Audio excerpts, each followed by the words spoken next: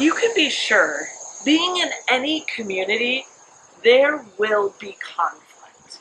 People will play favorites and will draw lines between groups and sides. We'll get defensive, argumentative, and so angry. We'll hold grudges for so long we forget why we were mad in the first place. Or worse, we just leave or avoid the people or persons altogether.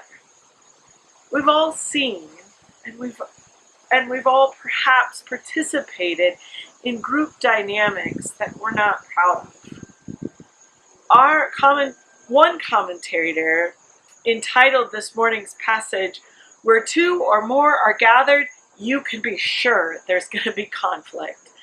This passage talks about how we should approach someone who has sinned against us. We all pretty much know how it goes. You go to the person by yourself, and if that doesn't seem to change anything, then you go to the person with 2 or 3 others to listen. And then if you're still having trouble, you take it to the wider church. This passage seems to assume that this is a plan of action, not if there will be conflict, but that there will be conflict. I have learned over the years being church can often be really messy and sometimes even painful. We let people down and they let us down. We don't see eye to eye. And like when I agreed to do this tie-dyeing with my daughter, it gets messy, really messy, and you start to ask yourself, why did I start doing this in the first place? Well, perhaps that is why that one seemingly out of place line at the very end of the passage is added. For where there are 2 or 3 are gathered in my name, I am there among them. Because it is here, in the broken, awkward, conflicted community, that we get a glimpse of the holy. We meet the living God.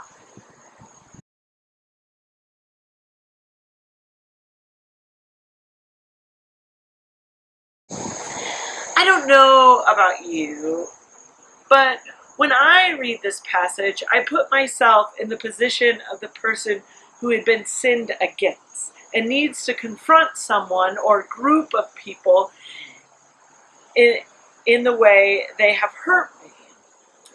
If you are like me, you just kind of assume you're a perfect person and it is everyone else who's getting it wrong. Now, let's be real. It's a hard enough task to be perfect and have to explain to people how they're always getting it wrong. Who has that energy or time to do that?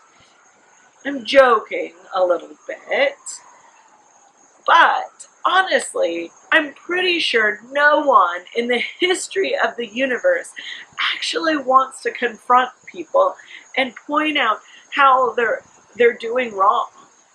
The task is awkward and uncomfortable and puts us in a place of vulnerability. So that is hard enough task Jesus is calling us to. But what if we were real with ourselves and admitted we aren't actually perfect? And maybe, just maybe, we are the person who committed the sin in the passage. What if we are the person that another person keeps speaking to, but we just don't get it, and the conflict continues to escalate? If we saw ourselves in this place of the accused, how would we respond? How would we receive that information? Well, if I'm honest, I would probably be defensive. Lately, as my husband and I have been housebound and working alongside one another, we have become a little bit more irritable. A common interaction that happens on both sides is one person asks with curiosity to the partner, "Hey, what are you doing?" Or, "Hey, what are you working on?" And the other person responds with, "What? What is it that you want? What did you want me to do?" And then you respond is, "Chill out. Just wondering what you wanted to do." If that's how defensive we get when there isn't even a real complaint, imagine if someone told you that you committed a sin against them. Being defensive, we automatically put up walls that make it impossible for us to actually hear what the others are saying to us. When we're feeling attacked, we can barely hear the actual words that are coming out, let alone listen deeply to the truth spoken by our brother or sister in the church. Listening. Listening is the key to the whole passage. The word is repeated 4 times. Listening is the difference between reconciliation and a broken relationship. Listening, easier said than done.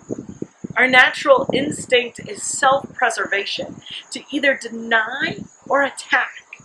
That can't be me, that can't be true. I'm a good person. Or, you should be the one to talk. You did X, Y, and Z. But Jesus is telling us to put down the walls and the weapons and listen to one another. Why do we defend and attack? I think it's often because we have fear and guilt.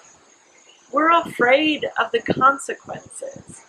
We're afraid that if it's true, people won't love us anymore. Maybe God won't even love us anymore. Or if it's true, could I live with myself? Well, the passage right after this morning's passage is about forgiveness. Forgiveness not 7 times, but 70 times. Jesus' ministry was built on forgiveness. You and I know Jesus went to the cross and paid the ultimate price so we could know forgiveness. So brothers and sisters, we do not need to be afraid anymore. You and I are still lovable, and forgiveness is possible. You don't need to fight anymore. Break down those walls, put down your weapons, because there is a better way. In our country right now, our black and brown brothers and sisters are crying out for justice. They have gone through the steps. They've talked to people one-on-one. They've talked to people in small groups. They've talked in large gatherings. Our brothers and sisters of colors have explained the systematic racism and structures that are the reason we're here now. They have explained to us things like learned hopelessness and implicit bias and microaggressions. But too few of my Caucasian brothers and sisters and I have listened. Really listened. We have built up walls of defense. That can't be me or my country that I love. We are good people. Or we have attacked. It's not my fault, it's your fault.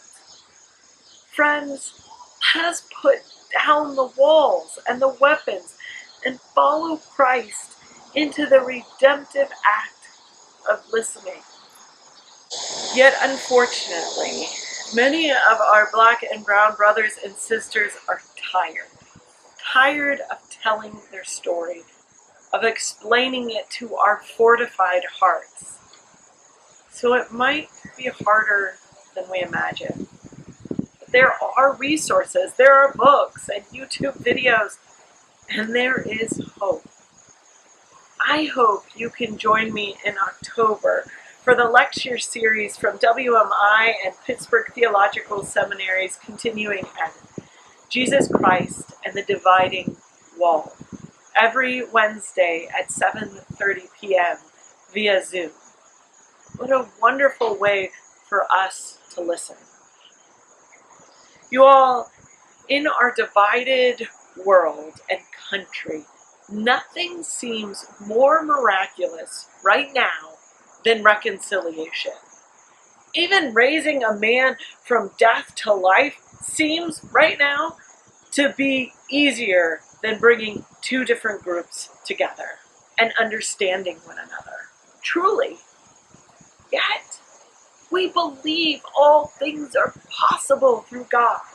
And we know we have nothing to fear because there is grace, there is love, there is forgiveness in it all. And like tie-dyeing, out of the mess, something comes more beautiful than we could have ever imagined. For when we seek to bring together through the holy act of listening, we will experience, we will know the living God. Amen.